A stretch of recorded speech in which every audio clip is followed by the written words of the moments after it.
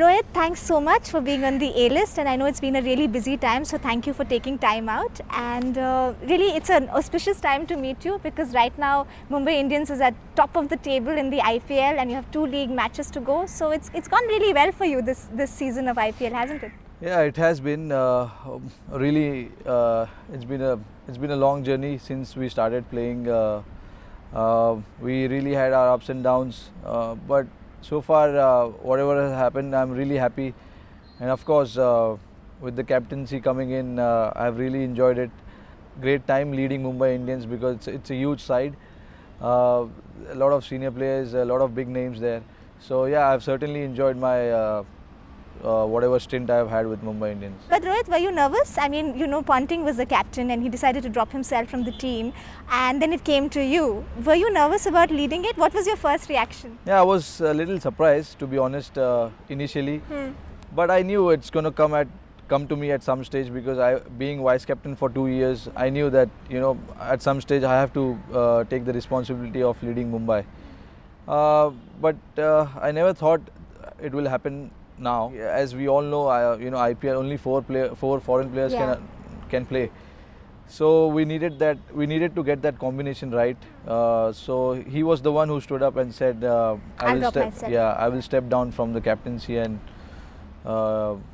things like that. And it came to me, and Anil Kumble and John Wright came to me and asked me to take the responsibility, and I said, yeah, I'm happy to do it. So your first reaction was, yes, I'm happy to do it? Of course, yeah, because I like having responsibilities on my shoulders, and definitely I would like to lead from the front. Which you are? Yeah, which has been going very well so far. Yeah, and that's what it is. You like to take the responsibility. You like to take that challenge. So I was certainly not going to back off from that, and I'm really enjoying it. It's showing. It's showing in the results of Mumbai Indians. It's showing in your game. How would you describe your approach to captaincy? I mean, you seem to be. They're calling you the new Captain Cool. So how do you react to that? It does relate to my mannerism. I like to be calm on the field in order to make right decisions. When you're leading a side, you don't want to hassle too much and make mistakes because it's a short format. Anything can happen. Yeah. So it's important. That's my strength. That's what I like to do. There might be different captains, who want to be aggressive, and their style of captaincy is different. All these guys are professional cricketers. You don't need to teach them small things, And nobody does it purposely on the field. If somebody drops the catch, it's a game. Like Pollard, he dropped those 3 catches. Yeah, nobody expected Pollard to drop those 3 catches, but he's certainly our best fielder. And what was great about him was, he came back and took a brilliant catch later on. That shows the quality of a sportsman, and he's certainly one of them. So there's no point, I feel, to shout at them or react differently. But what about now in modern day cricket or any kind of cricket, sledging and all that has always been part of it. It's part of the game. Yeah. Do you take it seriously? Do you do you not? Do you turn the other way around, or do you give it back as good as you get? How does it work? It's part of a game. No, I certainly enjoy sledging. If somebody is sledging me, I certainly like to come them at me. Yeah. Because that will motivate me to perform even better. That's how I take it. And when it comes to me, yeah, of course, you like to give it back to them. The only thing I keep telling myself is you got to maintain that balance. You should not overdo it, because that might cause you a problem. It might distract you. Yeah. And when you're batting well, it might distract you when you're going well. So yeah, and the ICC rules are very strict now. So you got to keep all these things in mind. And once it happens on the field, it happens, and it's something you forget about. It happens in the heat of the moment, and then you move on with life, right? Yes, absolutely, yeah. But now with the media reporting every aspect of on-field behavior, does that inhibit you guys? Yeah, see, you know how media is in India. They like to take up things so easily and blow it up in proportion. So I feel. All cricketers, I'm sure all the cricketers, don't look into all this too much. They rather do what they want to on the field, and let media do what they want to. But do you read stuff about yourself? I used to earlier, but I certainly, it doesn't interest anymore to me anymore now. But even when they say good things. No, I just I like to stay out of this. It's yeah, I know you like to know what is happening about you, but it's better to stay off from all these things, because once you don't do well, and then you read all these things, you get distracted, you get demotivated and all that stuff. So it's better to stay away from all this. As a player, like you've said, you're a cool and calm, collected captain, and you don't believe in telling professional players how to play, because that's part of who they are.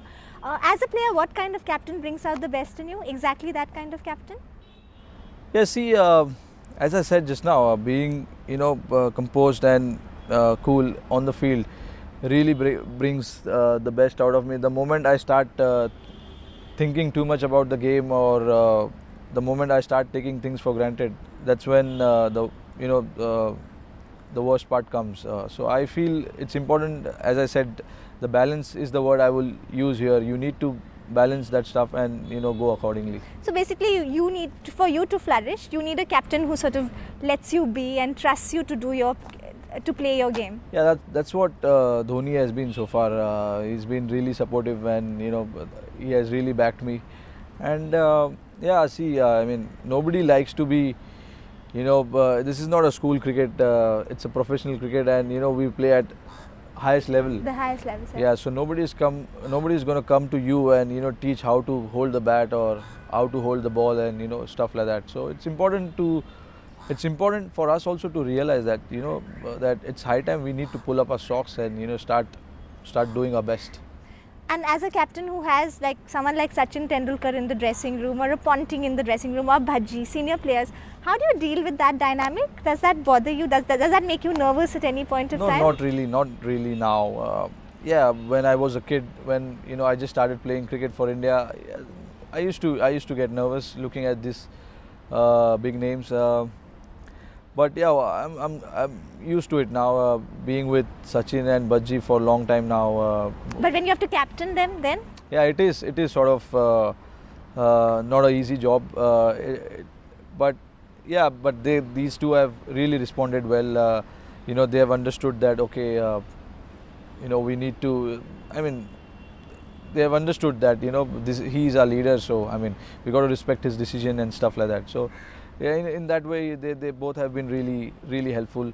On field also, when there is a tight situation, or there's a time when you have to make correct decision, I really go to them and look for some advice, and they were really up for that.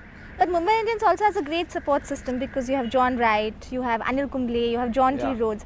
When there's so many people, how does it work? Do you take bits and pieces of advice from everyone, or do you trust your own instincts? How does it work? No, it's important. Of course, they've been in this profession for so long.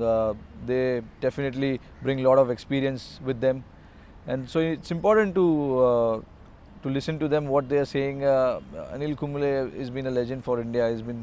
He's played for and a great captain. Yeah, and a great captain as well. And John Wright worked with Indian cricket team for 5 years, probably 6 years, I don't know, probably 5-6 years, yeah. So, they certainly have a lot of experience in international cricket. So, there is no harm in listening to them. Of course, at the end of the day, I got to believe in my instinct. I got to make my own decision, but it's always good to have some advice flowing around.